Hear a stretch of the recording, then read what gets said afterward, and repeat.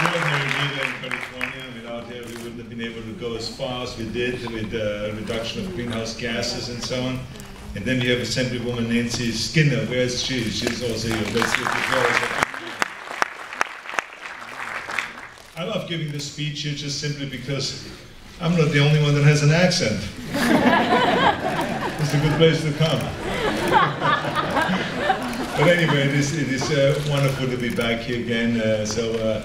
Before I say anything and do anything, let me just thank the UN and the people who have worked very hard on this to make this whole meeting happening. Let's give them a big hand for the great organization. I especially want to thank Secretary General Ban Ki-moon for his early attention to the threat of global climate change, and I want to congratulate him on his great leadership on an issue that has brought us all together. I'm delighted and honored to be here with you in Copenhagen. This is not the first time I've been here. I've been here many times before, if it is for my movie promotions, or for coming here for bodybuilding and weightlifting seminars, or just on vacation and so on. But I never thought then that one day I would get here as the governor of the great state and talk about climate change. So this is really terrific. So it's great. This city, of course, distinguishes itself for being so clean that you can actually swim in its harbor. Even though I wouldn't recommend it right now because it's a little cold, of course. But how happy we would be if all the world's harbors would be as clean. As everyone knows, also in the harbor there is a little mermaid, the statue based on a Hans Christian Andersen fairy tale. Now, when I was a boy in Austria, the Andersen fairy tale that I always liked best was The Ugly Duckling. And looking back, I think the reason that I liked it was because it was a tale of transformation. That spoke to me inside. I've always believed in the tremendous power of personal transformation. The desire and the hope and the desperate need for planetary transformation is what brought us together here. And the question is this also a fairy tale? Is it a dream? Is it a false hope? And if it is not, how do we make it real? Is that something that we ought to discuss? And this is something that I do want to discuss here while I'm here with you. Look around this carbon-conscious city, and you should feel hope. Copenhagen is often noted as one of the most livable cities in the world. So the question really is, how do we make the world itself livable and sustainable? Certainly it would be terrific if the world's governments reached an agreement and put hard caps on greenhouse gases, while generously helping poor nations, who are least responsible for and least able to respond to climate change. Attempting to reach such an agreement is good and is actually very important. But why do we put so many hopes and eggs into the big international agreement basket? When according to the UN itself, up to 80% of greenhouse gas mitigation will be done at the sub-national level. In recent weeks, the prospect of this gathering here have gone up and down like a roller coaster ride. And everyone was in fear of like, what would the US do? What would China do or not do? Is it going to be 20% reductions or 17% reductions? Is the base 1990 or 2005? Should it be 350 parts per million or 450 parts per million? But what if I said that international agreements, as critical as they are, will never do enough? What is if we took that as a given? Wouldn't that expand the possibilities and approaches for progress we would consider? I mean, my late mother-in-law, Eunice Kennedy Shriver, a remarkable woman who started Special Olympics, an organization that dedicates itself to people with intellectual disabilities, gave me an insight on this. She was the sister of John F. Kennedy and Robert Kennedy and Teddy Kennedy, and she knew everyone in American power and politics. But she once told me that while the federal government was important for policies related to Special Olympics, such as health care, equal rights, child creation, dental care, and so on, but she never would have relied solely on the federal government to build Special Olympics.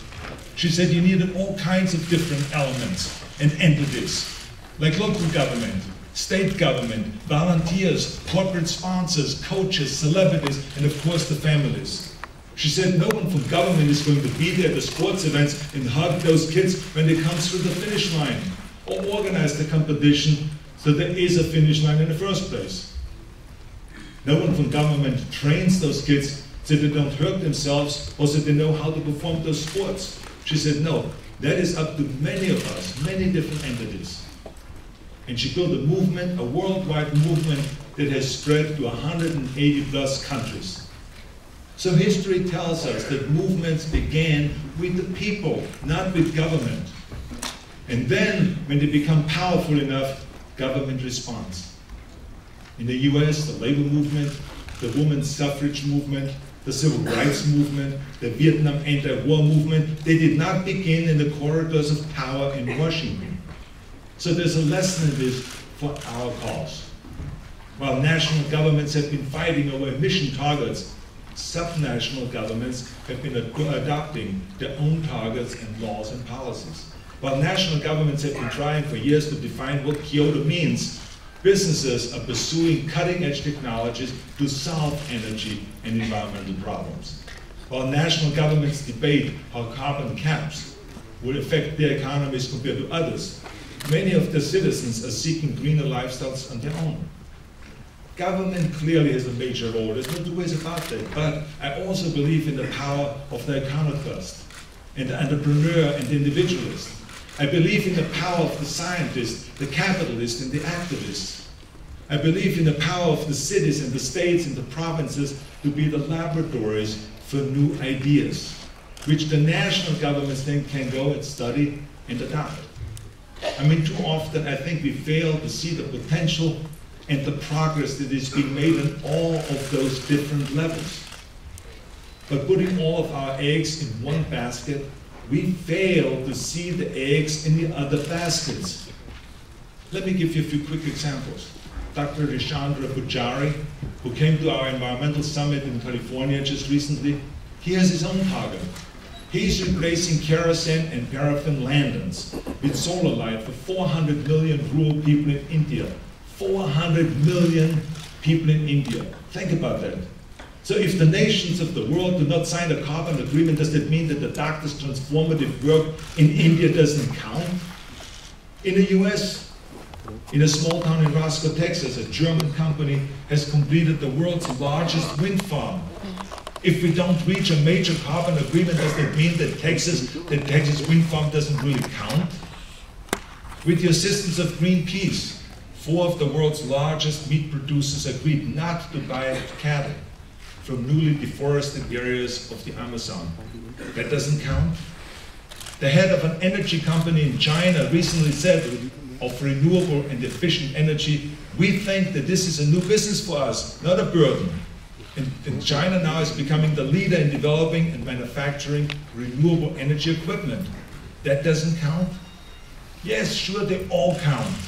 And they reveal that something is happening. Something that is happening below the national level.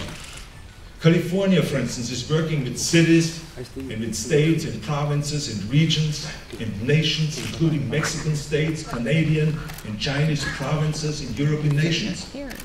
We're even working with the UN to assist developing countries, especially in Africa.